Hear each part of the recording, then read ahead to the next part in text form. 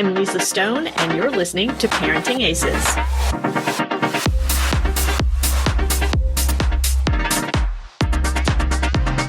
Welcome to Season 9 of the Parenting Aces podcast. I'm your host, Lisa Stone, and this week we are talking with Laura Vallverdu.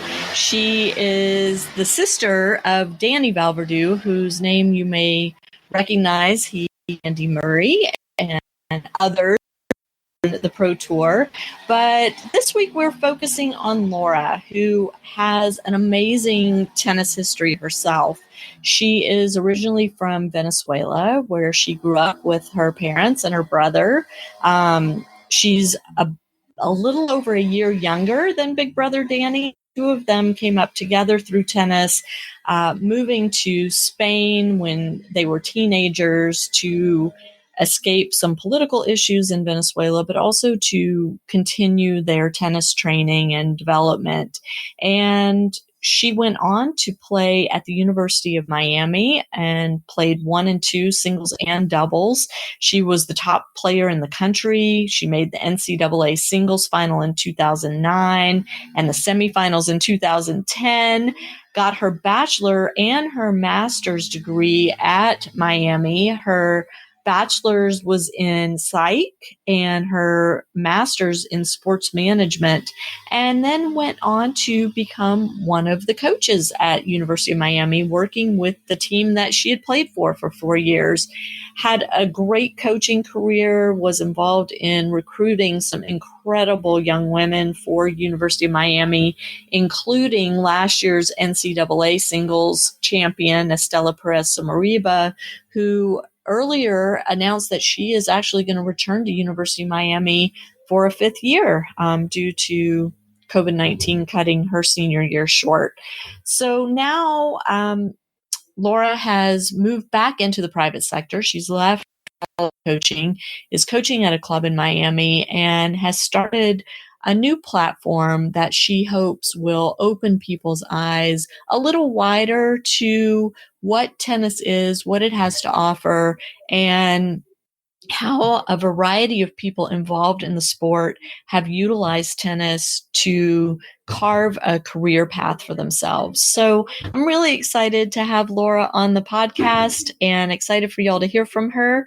Sit back, relax, and enjoy my conversation with Laura. Laura, welcome to the Parenting Aces podcast. We have been trying to make this happen for a few months now, and it took a pandemic to get it together. So glad you're here. Thank you, Lisa. No worries. Yeah, thank you, COVID, too. But I'm glad we're here. So great. For sure. So this is your first time on the Parenting Aces podcast. And when I have a new guest, I'd like to give them an opportunity to talk a little bit about how they got started in tennis. And I mean, you come from such an incredible tennis background and history that we could spend the whole hour talking about your achievements. But how old were you when you first started playing, and how were you introduced to the sport? Yes. So anyways, first of all, like I said, thank you so much. Okay. This is for sure going to be fun. And it's always a nice thing to reflect back, on what, I can say was a pretty, satisfying, career. And it still is. Tennis is still in my life, very, very present. So I started, when I was about, 5 or 6 years, I would say 5, in the typical country club with my mom, with my dad, with my brother. We had the pool, the soccer field, the basketball court. We had golf. There was everything at the club. And I did everything. I mean, I tried swimming, which lasted 2 days. It wasn't good. Funny enough, I told my parents, it's too repetitive. And mind you, my dad's like, well, tennis is repetitive too. I say, well, at least I'm playing with a tennis ball or something. Swimming is too boring. But my brother actually stayed in it. He actually swam for about, I believe, maybe like 6-7 years. He was pretty good. I think if he would have stayed, he would have maybe went into the Olympics. I could actually say that, but he said no, and I kept playing from like 5 until like 9, and that's kind of when he joined me. So my beginning with tennis was very much about having my dad taking me to the court. I didn't start that early with a coach. I mean, I had, the club coach that would play with me a couple of days a week, but, it was predominantly me and my dad. And then I was pretty excited because I was better than my brother at something that he's older than me 1 year. So I was getting a lot of praises. So I stuck with it. And then my brother joined us when I was about 9. No, I was about 8 and he was 9. And it took him about maybe 2 years when he got to 11 to start beating me. So those were good times, but they didn't last too long. And yeah. Did you guys grow up in the Miami area? Oh, no. We were born in Venezuela, in South America. We were born there in Valencia. The city was called Valencia, and we basically lived there until I was about 14. So when I was 14, I moved to Spain. My entire family, we're from Spanish, heritage. My entire family is Spanish. So we moved to Spain when I was 13, 14. And then my brother, though, he came to Miami for a year before he went to Spain. So he lived here. He went to school here for a year. Our connection to Miami, though, it was pretty big because we used to come here every summer or most. Pretty much when we turned like 10 and 11, we started coming here every summer. So we used to train here in Aventura with Colón Nunes, who was an academy up here. We had the opportunity to also train with Jose Luis Clerc. He was a pretty amazing player from Argentina and great coach. So we had great times here in Miami. And then, because of politics and everything in Venezuela, my parents decided, because of that in our tennis career, that we should move to Spain. And that's what happened. We moved to Spain. I lived in Barcelona for about 4 years before coming to college, back to Miami. But yeah, we had a pretty good connection with Miami. Right. And I guess that's why I was confused because, when I did my research, you spent quite a bit of time in Miami in your formative years. So I just assumed that you were living there. So once you finished your junior career, were you traveling around the world competing, or were you focused mainly on staying near Venezuela when you were younger, Barcelona as you got older? Did you come to the U.S. to compete? How did that work? Yeah, I was lucky enough. I was, very international when it came to my tournaments. We, like I said, we were born in Venezuela, but right away, I would say about 12, we actually started traveling over, to other countries to compete, especially in South America. And by that time, I used to come to Miami to play the Orange Bowl, the Junior Orange Bowl. The Eddie Herr back then was the Prince Cup.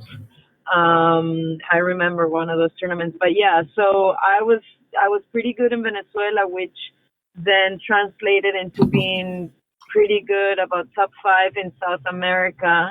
We used to have it was called COSAT.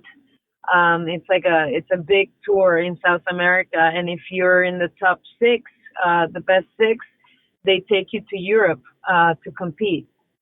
So I basically did that through really my almost entire junior career, like under 14s and under 16s. And I did that basically right before moving to Spain, which was around those, 15 years old, 14, 15. So and was Dani international? Was Dani traveling with you? The same. Yeah.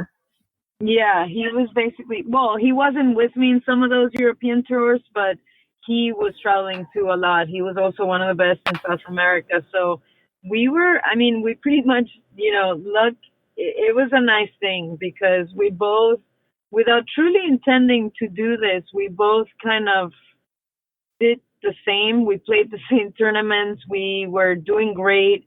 So it was like we were winning in tournaments, so we would stay the whole time together. So it was always very nice like that during our junior career. And then we did separate a little bit in when we moved to Spain, because I moved to Spain and I actually, it was pretty some critical years there. I mean, I was 14 and a half when I moved, and that wasn't easy for me at all. In terms of like changing, training styles, changing countries, really living away from my home.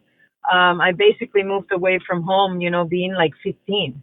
And we were living in Barcelona, having a great time, but living alone and doing our thing and training in the morning, going to school, taking a shower, training again, doing fitness. We had the whole deal. I mean, we were lucky enough to live together, but our tournaments, we started playing different stuff. He went on to playing more like challengers, like the entry level pro tour tournaments. I kind of took a little bit of a break there, maybe like a year and a half, where I was changing everything. I was not my strokes, but just the style in which they were training me.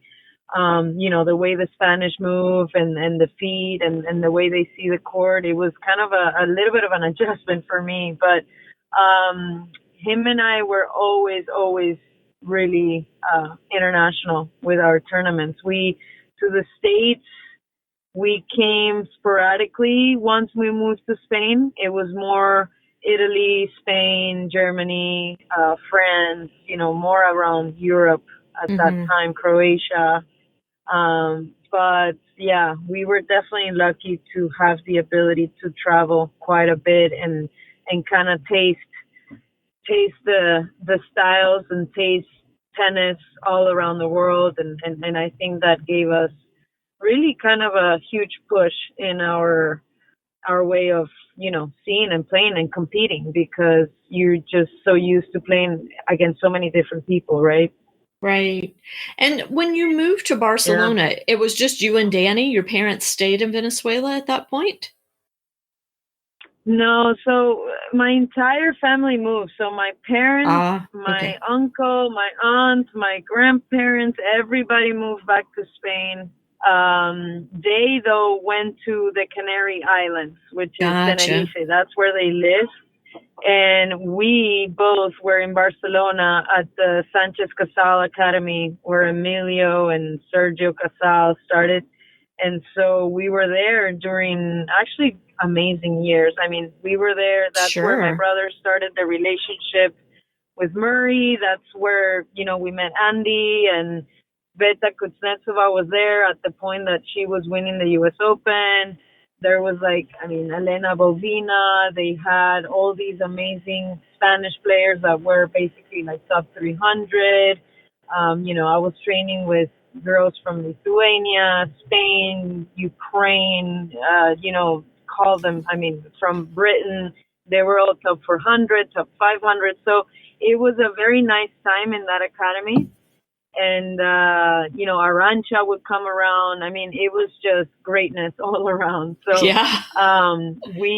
yeah. So it was like, Emilio would come down from his office and like train with me like in an afternoon. So it just was amazing. Arancha would play points with us, would tell me, where's your discipline? Where's this? So it was eye opening, and it was nice because we always knew what great was, right? So the push really came from seeing that a lot. And we always, my dad did a great job. He was a soccer player. He was kind of a professional soccer player. So he understood sports. But he was never really a tennis, player. he was never a tennis coach or anything, but he did a great job in just teaching us like greatness and keeping us around that in the sport. Um, so I always say how, I could call my dad like randomly on a Wednesday afternoon, like, hey, Dad, thank you for everything you did. And he's like, okay, you're random, but it's true. It's just, it's because I realize now, right? Like, I'm an adult, I'm a coach. I see so many careers. Now I see so many angles of the sport, and I'm like, wow, I mean, if you don't have this and this and this put together, I mean, the kid has no chance, right? Mm-hmm. So it's very interesting, yeah. At what point did you decide that coming to the States and going to college and playing college tennis was the right choice for you? Yeah, this is a funny story because of what my trajectory was there after college. Because, I did college, I really just did it so well. I took everything in from the experience. And then I ended up being a coach for a really long time for an amazing program and for amazing players. But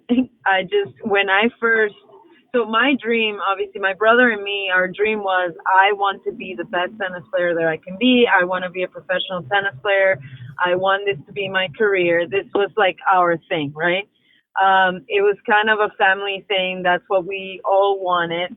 And, it's life. It gets to a point where the finances play a big part, obviously. And the part that it played for my family was that we had two kids doing the same thing, two kids, trying to make it. And it's obviously not cheap. So my dad really, without really telling us, he left us trying to do the right thing, continuing our focus and having our dreams. And then, but he had it all figured out from the back, right? He knew that we couldn't sign contracts. He knew that, we had to continue with our high school. He knew all of the things that we needed to have set up in order for us to go to college. I mean, education was very important in my family as well. And my mom was kind of in charge of that. But, it got to a point there. It was funny. I was doing my best. I was about I think I was like about 460 in the world at the time, or 400 in long. I mean, but I was 18. I mean, I was doing pretty well. I was passing, I was going to 50Ks, 75Ks, kind of like passing qualies, feeling good about myself. And I went to a weekend in Luxembourg to a tournament. It was a 75K at that time. And it was my first time passing the qualies. And the last round of qualies, I played Jelena Dokic, who was like, oh wow, major, yeah, for me. I was like, wait, okay, she was like top 4 in the world. I watched her play on TV. Coach is like, okay, you have third round of qualies tomorrow. You play at whatever time. And we usually used to discuss like who know a little bit about the match, right? Some people don't like it, but I used to like it. And that night, he's like, nah, we'll talk about it tomorrow. It doesn't matter. And I was like, okay, weird. So I get in the morning, and he's like, okay, you're playing Jelena Dokic. And I'm like, you mean Dokic? Like, Dokic? And he's like, yes, you play her. And I'm like, okay. And I go, why is she even here? And he's like, that's what I was getting ready to ask. Why is she in the qualies? Yeah, no, she got injured, and so she was like on her way back, right? Like after that tournament, she just like made a major move, but she was like 300 at the time. I mean, but she still knew how to play tennis, obviously. And I'm like, all right, cool. So I end up beating her 7-5 in the third. I passed the qualies. I remember her name was Ferret. She was a French girl. She was top 40 in the world. I'm feeling great about myself. I lose like 6'4", 6'4". Pretty close. Clay court player. She was good. Okay. I finished that tournament and I'm like, okay, I'm going to be a star. I'm going to be great. I'm feeling super good about myself. And my dad's like, okay, guys, come back home. We need to have, one of those family weekends. And obviously that never meant anything to me because we used to go home all the time. And he had the talk. He had that talk that I'll never forget. He's like, I've decided that you both need to go to college and that's what we're going to do. And I was at the time, right? This was, we're talking 2006, well, and 5, because he told me, I believe, July or August of 2005. This is a long time ago. So college was prominent and it was a conversation, but it's not as big as it is now, right? So right. At the time, I didn't really know about college tennis. I knew something like that existed, but I never really cared because after I finish high school, I'm going to be a pro. That's what I'm going to do. That was the conversation I have been having for the longest time. So I wasn't really excited about those news that my dad had given us, and I really didn't know where I wanted to go, right? Because I didn't know anything. My only connection to the States was Miami. That was like the place where I knew the city. I had friends. I kind of just felt a little bit more comfortable. So when we started the process, my brother went a semester before me. He was not a year, but a semester. And he decided to go to Miami. He was recruited by plenty of schools. And I'm telling you, from Georgia, like really good ones, to I don't know. He was recruited by a bunch. And but he decided Miami. He wanted to be in a place where he knew. We used to have an apartment here that my dad owned, so it was kind of easy, right, for my family. And when I came here, it was more of a family decision than my own. At the time, Miami didn't have a scholarship for me. The team was full, and I was being recruited by Florida and some big other schools that were top 10. And I decided I still laugh at this with Roland Thornquist. It's a funny story, but I verbally committed to go to Florida, and because Miami didn't have a scholarship. And I basically changed my decision there after like a month because Miami came up with a kid that quit, and I didn't sign a contract yet or NLI with Florida. And I had such a big pool just for my family and my brother. And, being a coach, this happens all the time. People, right. I don't think they know how many times this happens. But it was a very tough thing for me as a 19-year-old to, go up to my dad basically, and not many people do this. And Roland and Dave at the time when he was the associate head, they thank us. He thanked me even during my career. My dad drove from Miami to Gainesville to say thank you and sorry. And, but we wanted to stay as a family, and that was what we were going to do. And, and super classy Florida guys, of course, they said it's your life. It's 4 years of your life, and it's obviously not a joke. And, you're going to be successful wherever you go, but but we're obviously very sad that you're not coming. And then during my entire career, after I graduated, Roland saw me in the first tournament as a coach, and he told me, well, if you would have come to Florida, you would have had 2 rings, and if you would have played with us, we would have probably had 3 rings. So thank you very much. And I just started laughing. But it was an interesting decision for me. I wasn't quite excited until truly. It took me, though, 1 month, because after I landed in Miami and I started, training in August and going to tournaments, I was lucky that I did really well. I went right away and won a lot of matches. I mean, I went into the All-American tournament in LA, and I basically just rolled through three qualies, and I think I lost in like the third round. I mean, I did pretty well. And so, I mean, I was like, this is pretty cool. I mean, I went to regionals, and I lost in second round, and Paige is like, well, if you knew this was gonna be, if you thought this was gonna be easy, good luck. You know, Right. I started to really realize that college is, well, it's not easy. It's not about just tennis.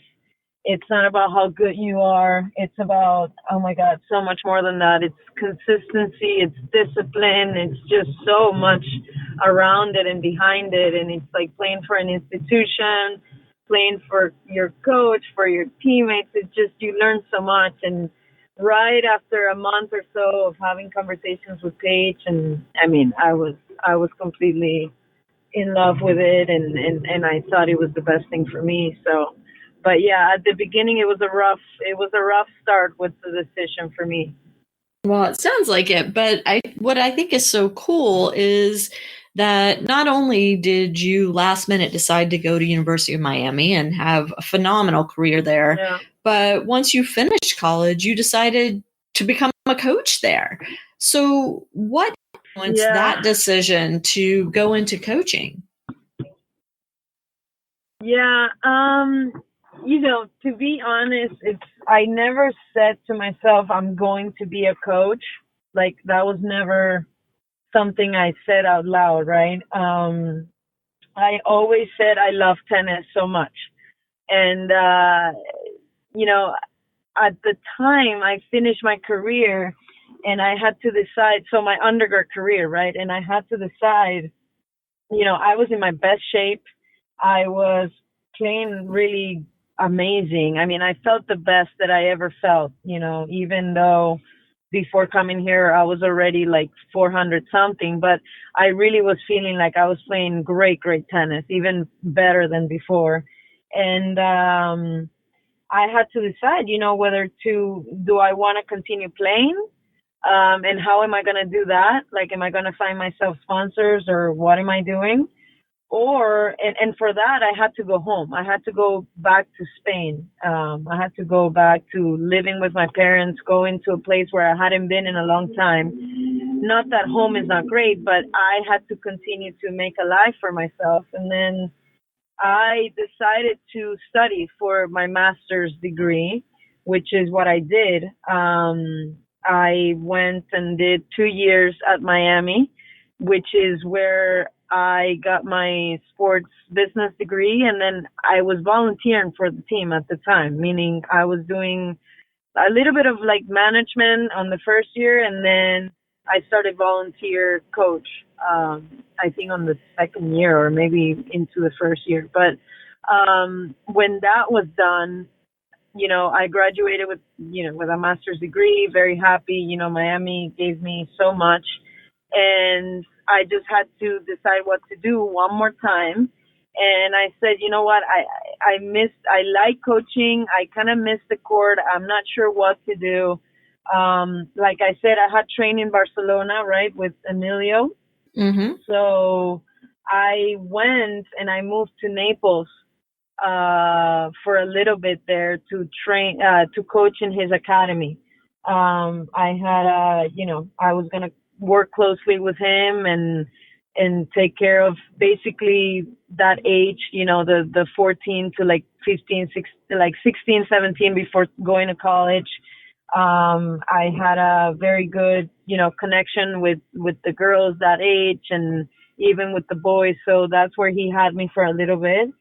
And after that, I mean, I was one day on the court, like in the morning, and I see Paige calling me, Paige, the head coach at Miami.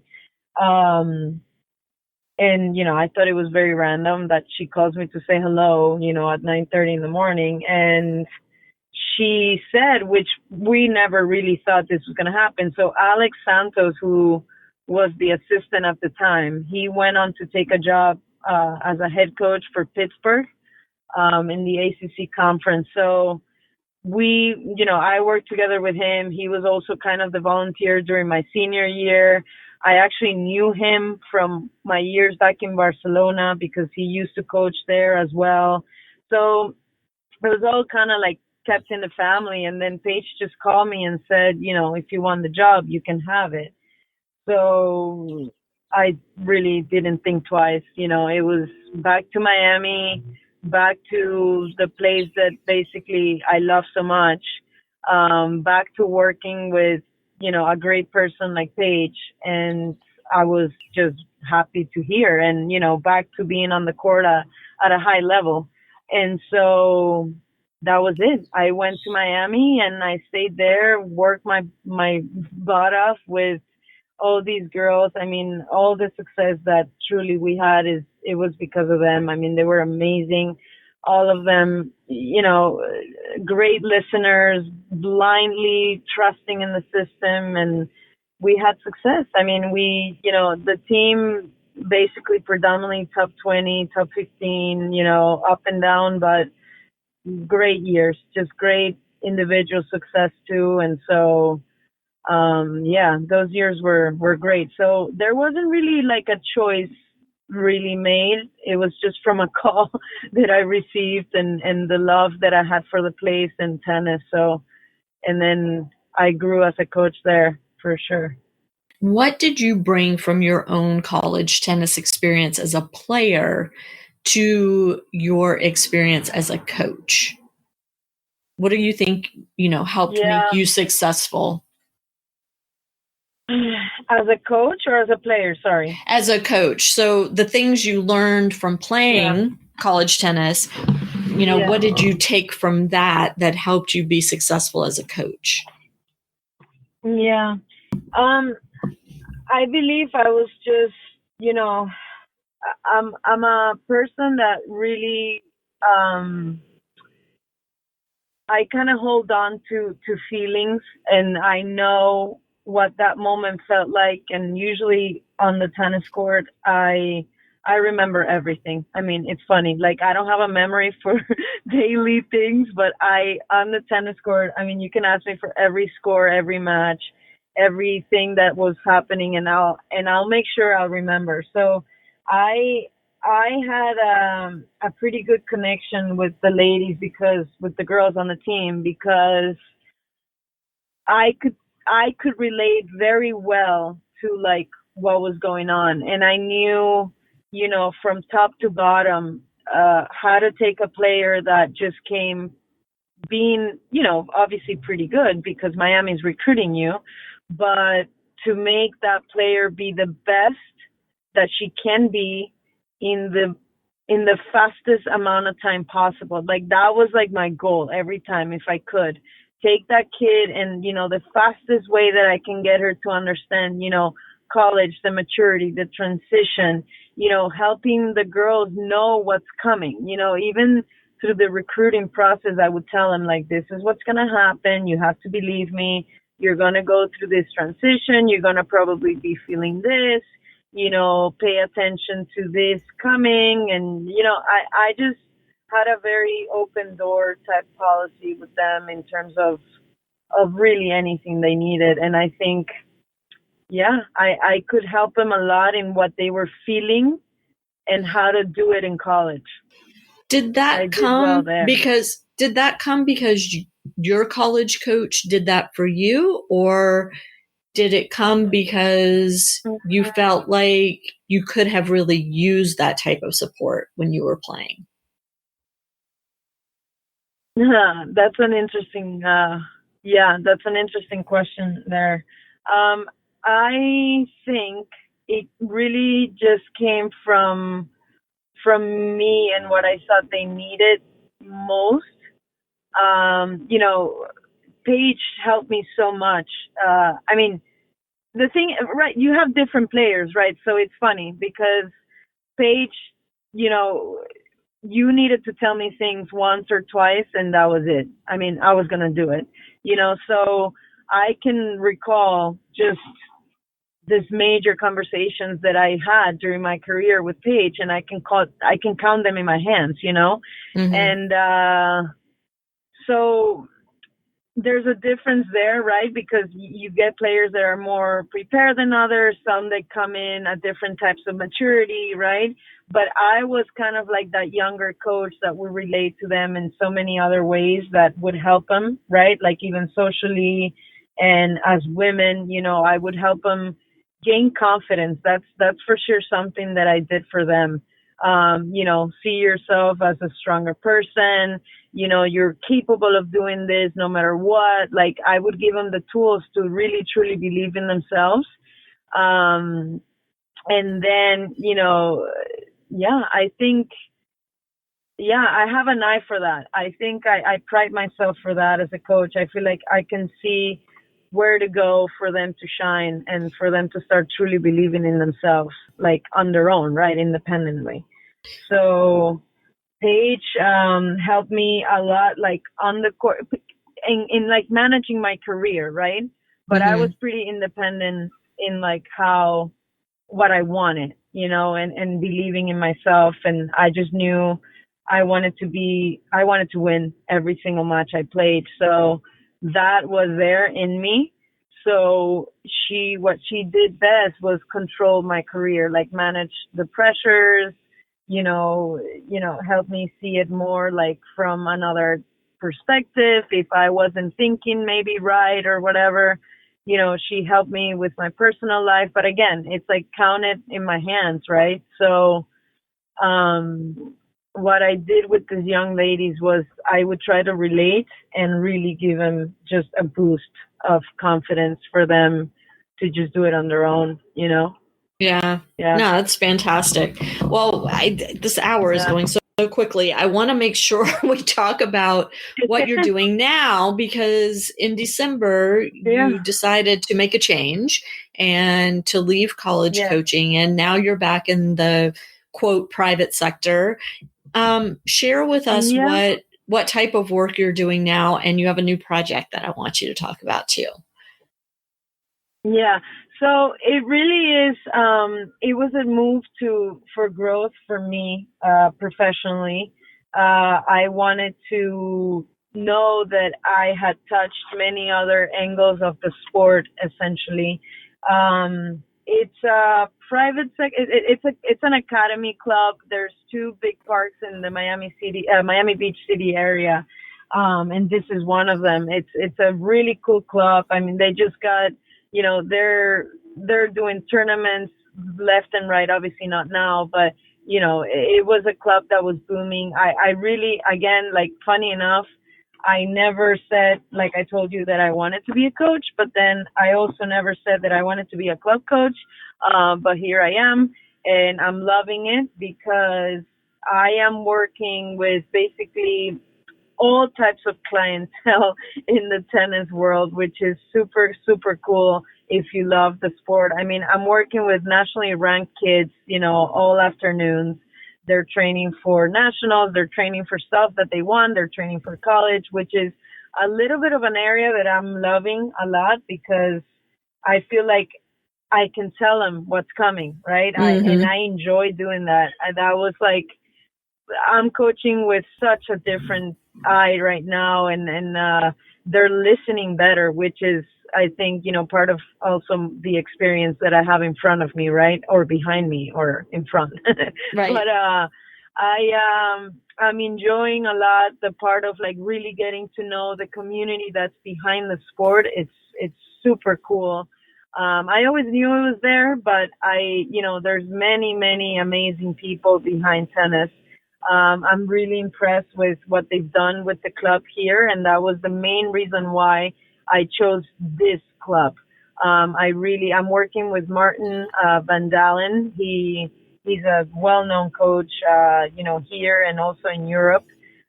He worked a long time with the USCA, then moved away he's from the Netherlands. He worked in Finland, the Netherlands, in the federations, and now he's older and he's moved here and basically just has the management to this club, and it's just such a nice little facility. Actually, if you come around Miami, you should come. So we're trying to grow the academy, which is try to bring better players into the academy. That's like what I was brought in to do as well. Right. And yeah, and from all of that, like you said, you wanted to talk about this other thing that I'm doing. It initially, it was an idea that I had years ago, but I never, with Miami work, and I never really had the time to put my brain into it. And now I'm definitely more serious about it.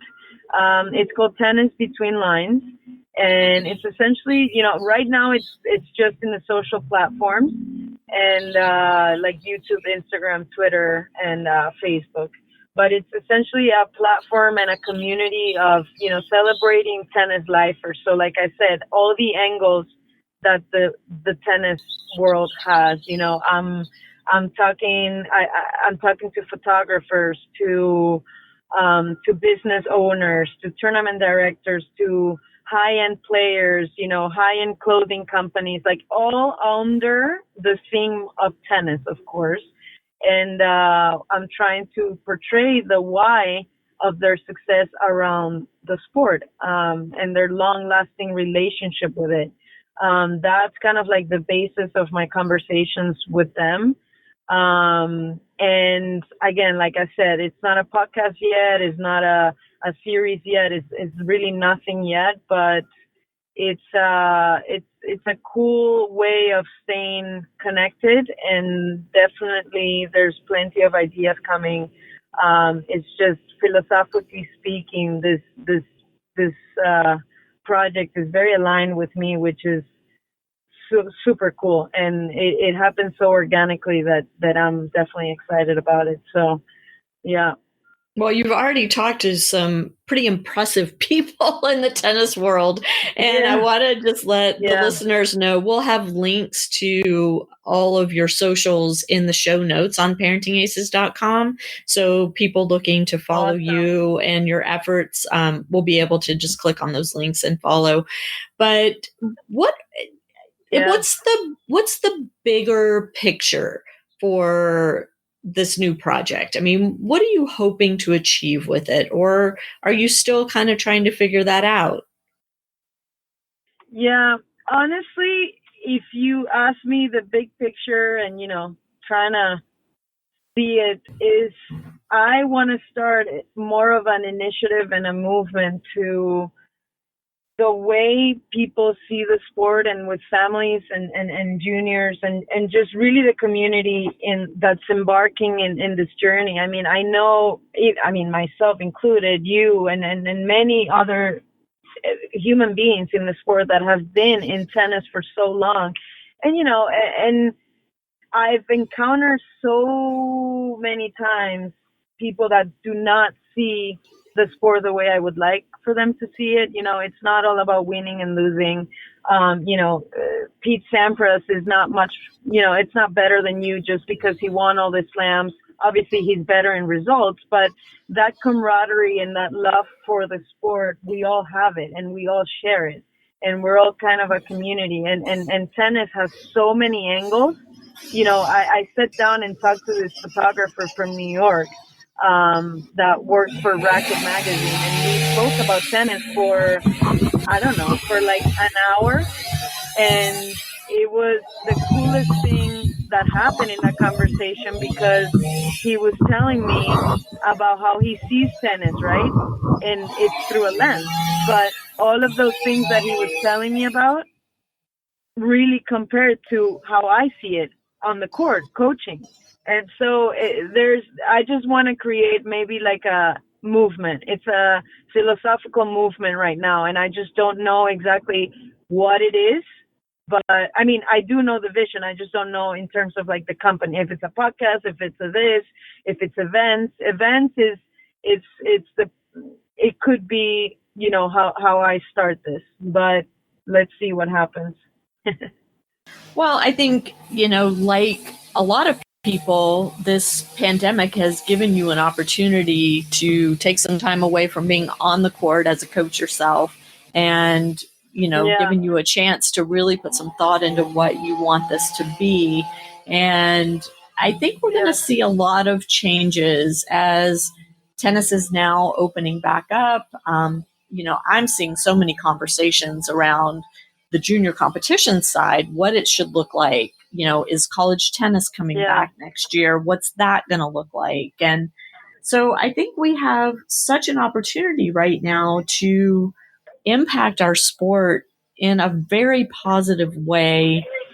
And I think this kind of time away from competition has given all of the players, not the people on the court, but the players in a broad term, all of those involved in the sport, a chance to reflect on what's been working and what hasn't been working and how we can make the necessary changes to grow moving forward. And your platform is, one of those things where you're shining a light on, like you said, the photographers that work in our sport, the tournament directors that work in our sport, the vendors, the manufacturers, who most of us don't get a chance to hear from those people on a regular basis. Yeah, and the idea really started from encountering so many parents and tying into what you do, right? Parenting Aces. I've been a coach for a long time, and I've always encountered many families that just don't do it the right way, and they might, stop the success of their kids just because, they don't listen to the right people. And I'm not saying, I know everything. I'm not saying, that's not the point. The point is I want to help, people around the sport to really see everything that tennis can give you in so many other ways than just winning and losing. I'm talking to unbelievable tennis players that are talking about not their titles.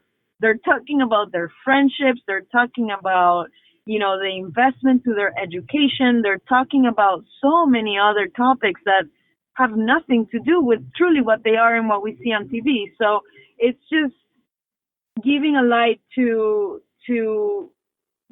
again, what tennis has given me, which is so much more than my titles, and it has given me, getting the Hall of Famer at Miami. It has given me trophies. It has given me attention, but the doors that it has opened for me in terms of networking and connections and just having somebody to call, truly, probably almost every country I go to in the world, you can call that amazing. I don't know how other way to call that. So I call it amazing too. I think that's fantastic. And, the fact that you grew up with a sibling very close in age to you who was, eventually pursuing the same passion.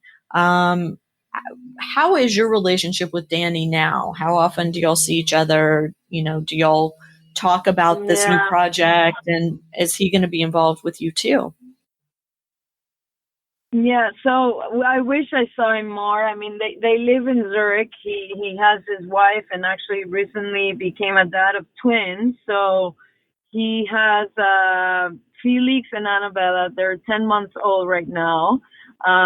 So I wish I saw them more, but no. So we speak a lot about tennis in terms of, the coaching of it more so than this project so far. This project, I honestly, thank you, quarantine, who gave me time to, for 5-6 weeks to just kind of sit down and have the courage to just put something out there and start seriously thinking about this. But, I haven't really touched upon him in getting involved, but again, who knows? I have hopefully my entire life ahead where tennis between lines can become something, but he did say, good job in starting something. And so let's see what can happen. So, but we discuss more like the details on court, which is, we have that competitive spirit between the two that has been, since the time I can remember. So he definitely got me to be a better competitor. That I'm going to give him that. That's very generous of you, little sister, to say that about your big brother. Well, any last words of wisdom you want to share with the tennis parents out there? We're coming on the end of our hour here. Man. Tennis parents, just, be kind, let them enjoy, let them, remember why they started the sport. They started the sport because it was fun. They loved it. They go out there to play tennis. They don't want to hear your plans for the future. They don't want to hear your anxiety attacks because I'm not winning. Just let them play, let them enjoy it, and always remember that your words have a huge, huge impact. That's all they know. Your parents are kids' heroes, and you play a big role. So I always used to tell the parents, you've been given a certificate, from the time your kid was born, and your job is, it's big. You have the chance to either make or break them. So I know that's a lot of pressure, but, as parents, you know what's best for your kid. But sometimes as tennis parents, you have to also go through a process, right? It's not only the kid going through the process, learning about the forehands, the backhands, the grips, the emotional side of it, the psychology, the fitness. Like, it's not just them, you have to go through it as well. And that's kind of also, the vision for Tennis Between Lines, is showing them the why these people have been successful, and what those key components were. And I've been finding that, family and support and just the healthy vision of the sport is a huge one. So yeah, I don't want them to hear it from me, because I felt like I had to convince them, right, as the coach, because that dynamic can be also very interesting sometimes.